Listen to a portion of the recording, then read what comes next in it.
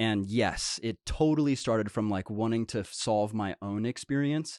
Cause I was, I started parkour when I was like 10 years old, like just like hucking front flips off of picnic tables outside. And my parents, they really wanted me to be successful in life. And I had a lot of opportunities to go to, different schools for like music and things, and just different things that I was talented in, that they could actually see that like a very clear pathway for me. Like, oh, if you pursued this, you would be successful in life. You could make a living. They didn't see a clear path for me to make a living by doing parkour. And so they were trying to dissuade me like, hey, you probably shouldn't do this. And I was really gung ho. I was like, no, I'm going to make that future happen.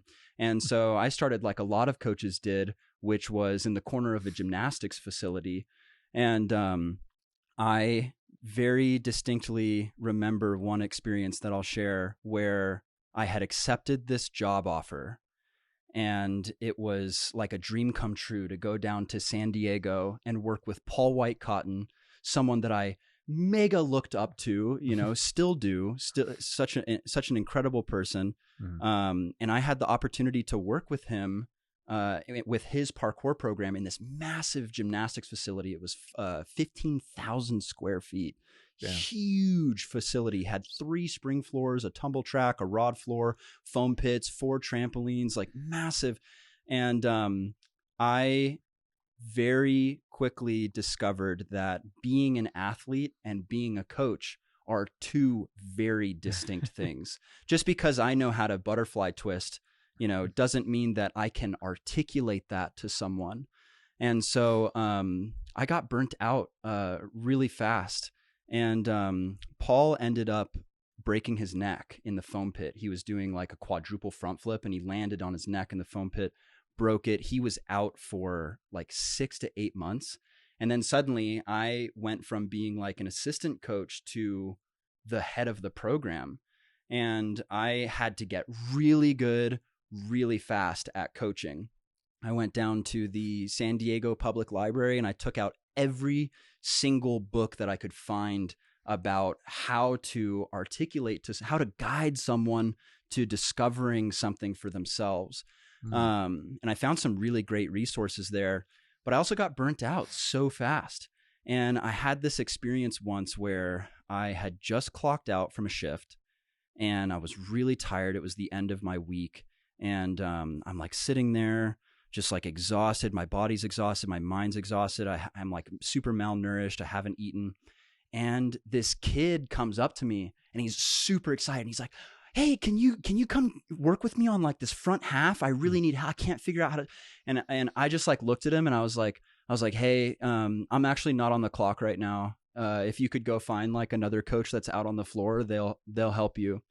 And I'm getting choked up thinking about it. And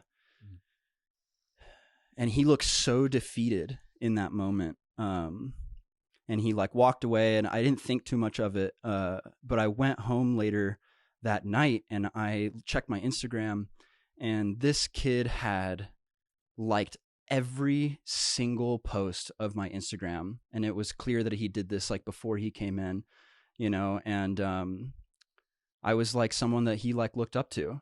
And in that moment, like the person that he met was this like burned out, super disinterested, like person that like wasn't there for what he was there for. And that really shook me up like a lot. Cause I kind of discovered in that moment, like, who I was for people, like as a coach. And it was like such a disparity. I was like, wow, who am I becoming? Like, am I just here to like make money or like, get a paycheck, or like, what am I really here for? So I quit my job, cause I just like I didn't feel connected with myself as a practitioner. I was so burnt out. And, cause I was doing like, how'd you even realize that at this point that you were burnt out? No. And I didn't. And that's the thing too. I had no way of recognizing the symptoms of being burnt out. I really just like thought that's like, I need to be more on point. I need to be, I just had no idea of knowing. And I remember actually even asking the owners of the facility who were active athletes themselves. I was like, how do you deal with like this experience of like being burned out? And one of them told me, he's like, yeah, you know, I just get a little bit of orange juice in the morning, put a tiny bit of vodka in it, just a tiny bit of vodka. And like, I just sip that throughout the day. And I was like, what? Oh, no. Like, are you fucking kidding me? But Oh my God, and yikes. like we laugh, right? But it's like funny, but it's like, yeah, because it's just because it's so sad. Like, what else are you gonna say? In a way, dude, it's super sad. And like, and if you go to any gym right now, if you go to any gym in the United States that teaches parkour, you will find similar ways of dealing with stress happening at every single facility. You know, whether it's energy drinks or, you know, smoking weed, like hitting a cart out back, you know, nicotine. That's just, it's so normal. There's not a single facility that I've ever visited where the majority of like either the coaching staff or just like the people running the place like aren't like locked in that vice because they don't know how to deal with their stress in like a healthy way.